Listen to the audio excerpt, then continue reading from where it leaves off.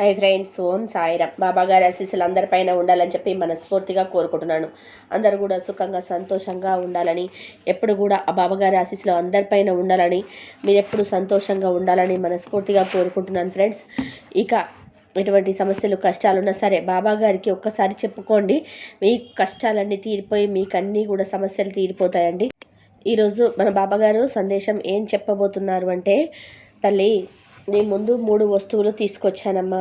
పసుపు, కుంకుమ, విభూది. ఈ మూడింటిలో ఒకటి తాకు తల్లి. నువ్వు ఎదురు చూసే శుభవార్త వింటావు అని మన బాబాగారు మనందరి కోసం మంచి సందేశం తీసుకొచ్చారండి. మరి మన బాబాగారు ఇలా ఎందుకు చెప్తున్నారో ఆయన మాటల్లో తెలుసుకుందాం. మీరైతే తన్మేలు చూశారు కదా ఫ్రెండ్స్. పసుపు, కుంకుమ, విభూది ఈ మూడింటిలో ఒకటైతే బాబాగారిని స్మరిస్తూ ఒకటి అనుకోండి. ముందుగా అయితే కుంకుమ తాకిన వారి గురించి అయితే మన బాబాగారు ఇలా చెప్తున్నారండి. తల్లి, ఈ రోజున నీకు నా దర్శనం ఇవ్వబోతున్నా అమ్మ. వెంటనే నీ సమస్యలన్నీ కూడా మాయమైపోతాయి.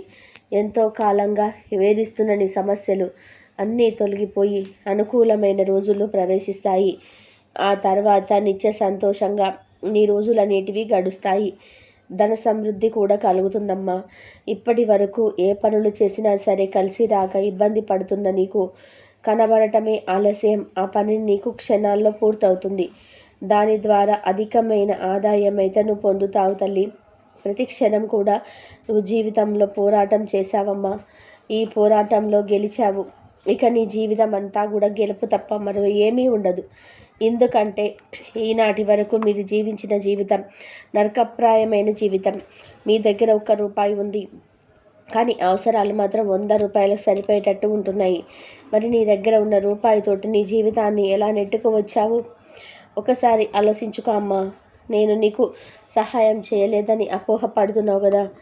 భగవంతుడు నీకు తోడుగా ఉన్నాడు కాబట్టే కదా నీ దగ్గర ధనం లేకపోయినా కుటుంబాన్ని పోషించుకుంటూ వచ్చావు.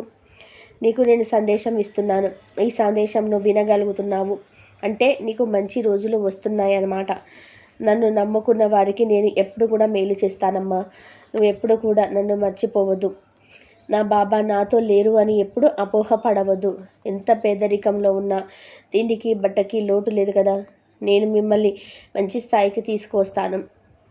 నేను ఎంతవరకు మంచి చేయగలను అంతవరకు చేస్తానమ్మా. ఒక స్థితికి వచ్చిన తర్వాత వారికి ఎనలేని సంతోషాన్ని, ఆనందమైన జీవితాన్ని ఇచ్చిన తర్వాత వారితో ఎంతో కొంత మంచి సహాయం చేయిస్తానమ్మా. ఇప్పుడు నీతో కూడా అంతే. నీకు అవసరమైన దానికంటే ఎక్కువ సంపద ఇస్తాను. నీతో కూడా ఇతరులకి సహాయం చేయిస్తాను. అలా చేయడానికి నువ్వు సిద్ధంగా ఉన్నావమ్మా. నువ్వు నీ కుటుంబానికి కానీ నీకు కానీ ఎటువంటి లోటు చేయకుండానే ఎదుటివారికి ఎంత సహాయం చేయాలని ఉందో అంత సహాయం చేయి తల్లి. నేను చెప్పాను అని కానీ, లేకపోతే చేయకపోతే ఏదైనా కీడు జరుగుతుంది అని కానీ అపోహ అయితే పెట్టుకోవద్దమ్మా. భగవంతుడు ఎప్పుడు కూడా తన బిడ్డలకి మంచి చేస్తాడు. వారు మంచివారైనా చెడ్డవారైనా సరే, మంచివారైతే ఇప్పుడు కూడా ప్రశాంతమైన జీవితాన్ని కలిగేలా చేస్తాడు. మరి భగవంతుడు నా యందు ఉన్నాడు, నాకు సహాయం చేస్తున్నాడు అని ఆలోచనతోటి జీవిస్తున్నారు. చెడు మార్గాల్లో వెళ్ళే వారికి బుద్ధి చెప్పడం కూడా నా బాధ్యతే కదా.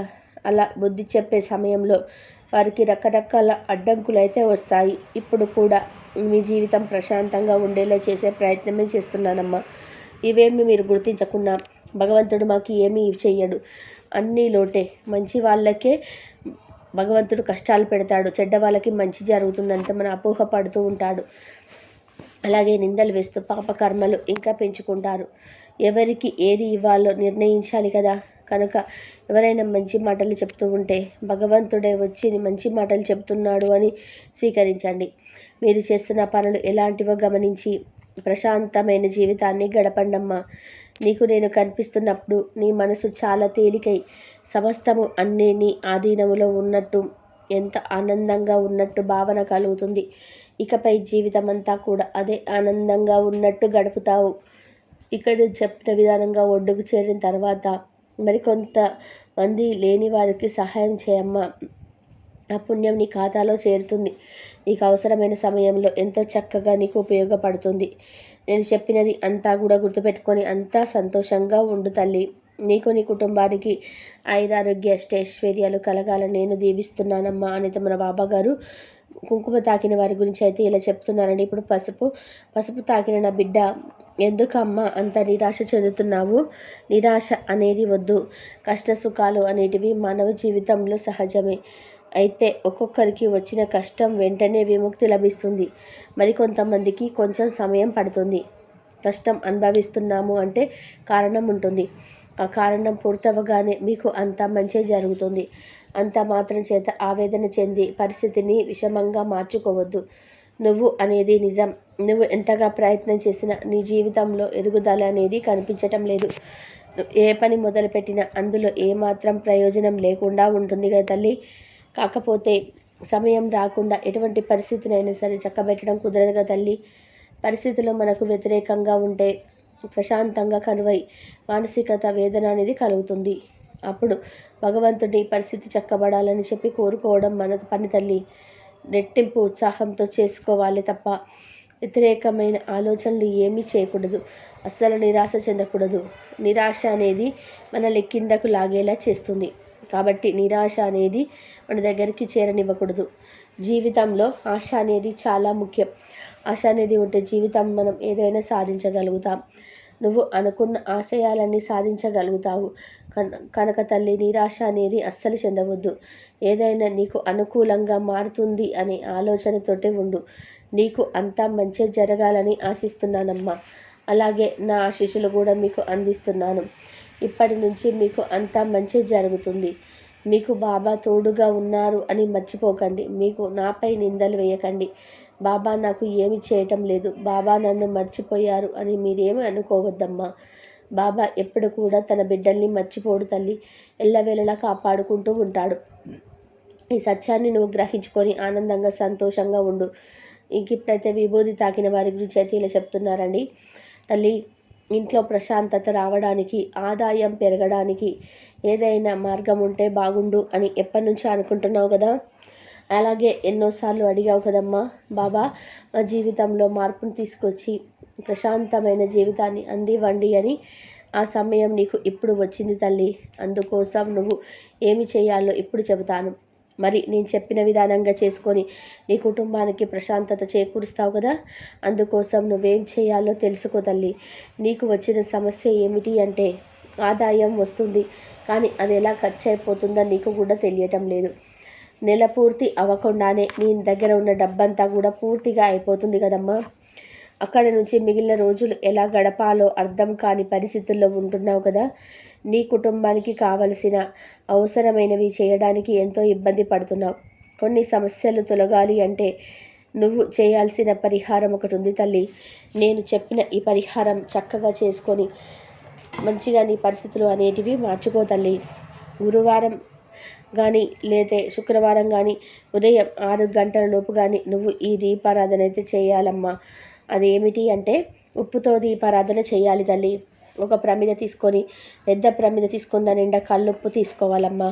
దాని మీద 2 ప్రమిదలు పెట్టాలి. అందులో ఆవుని వేసి 3 ఒత్తులు వేయాలి. ఈ విధంగా చేసిన తర్వాత దీనిని ఒక రాగి ప్లేట్ కానీ ఇత్తడి ప్లేట్ కానీ పెట్టుకోవాలి. నువ్వు ఈ దీపారాధన గురువారం సాయంత్రం నా ముందు వెలిగించినా పర్వాలేదు, లేదంటే శుక్రవారం ఉదయం 6 గంటల లోపు లక్ష్మీ అమ్మవారి ముందు వెలిగించినా పర్వాలేదు తల్లి. నువ్వు ఈ 2 సమయాలలో ఎప్పుడైనా ఈ దీపారాధన చేసి చూడు తల్లి. ఇలా చేస్తూ ఉంటే నీ ఆర్థిక ఇబ్బందులన్నిటివి తొలగిపోతాయి. ధన రాబడి అనేది నీకు కలుగుతుందమ్మా. ఈ పరిహారం నీకు ఎంతో మంచిగా ఫలిస్తుందమ్మా. ఎందుకంటే అమ్మవారికి రాళ్ళ ఉప్పు అంటే చాలా ఇష్టం తల్లి. చాలా ఇష్టం తల్లి. లక్ష్మీదేవి ఉప్పులోనే కొలువై ఉంటుంది. తప్పకుండా గురువారం సాయంత్రం కానీ శుక్రవారం ఉదయం కానీ దీపారాధన చేయి తల్లి. నీకున్న ఆర్థిక ఇబ్బందులని తొలగిపోయి ధన రాబడి అనేది కలుగుతుంది. నువ్వు ఏ పని చేసినా సరే కలిసి వస్తుంది. ఖర్చులు తగ్గిపోతాయి. మీ కుటుంబం ఆనందంగా సంతోషంగా ఉంటుంది. ధనం మూలం ఇదం జగత్ అని అంటారు కదా తల్లి. ధనంతోనే అన్నీ ముడిపడి ఉన్నాయి. కాబట్టి ఈ ఆర్థిక ఇబ్బందులు తొలగిపోవడానికి చక్కటి మార్గం తల్లి. చాలా సింపుల్ మార్గం తల్లి. ఈ దీపారాధన చేసుకొని ఆనందంగా సంతోషంగా ఉండు తల్లి. మన బాబా గారు ఈ విభూతి తాకిన వారి గురించి అయితే ఇలా చెప్తున్నారు ఫ్రెండ్స్. ఉప్పు దీపారాధన అనేది చాలా మంచిదండి. నేను చేసుకుంటూ ఉంటాను. మీకు వీడియోలో చెప్పిన విధానంగా ఉప్పు దీపారాధన చేసుకోండి. ఏదైనా డౌట్స్ అంటే కామెంట్స్లో అడగండి. సర్వేజన సుఖినో భవంతు. సమస్తం సద్గురు సాయినాథ్ అర్పణమస్తు. శుభం భవతు. ఓం సాయిరామ్. శ్రద్ధ సబూరి బాబాగారి ఆశీస్సులు అందరిపైన ఉండాలని మనస్ఫూర్తిగా కోరుకుంటూ మరొక మంచి వీడియోతో మళ్ళీ కలుద్దాం. కాబట్టి ఉప్పు దీపారాధన ఈ విధంగా చేసుకోండి. గురువారం రోజు సాయంత్రం కానీ, శుక్రవారం రోజు పొద్దున కానీ చేసుకోండి. మంచిగా మీ పరిస్థితులు అనేటివి కూడా మార్చుకోతల్లి. లక్ష్మీదేవి అనుగ్రహం అంతా కూడా మీకైతే బాబాగారి అనుగ్రహం ఎప్పుడు మీ పైన ఉంటుంది. ఆయుర ఆరోగ్య అష్టైశ్వర్యాలతో ఉంటారు. సర్వే జన సుఖినో భవంతు. అందరూ బాగుండాలి, అందరిలో మనం ఉండాలి. ఓం సాయిరామ్.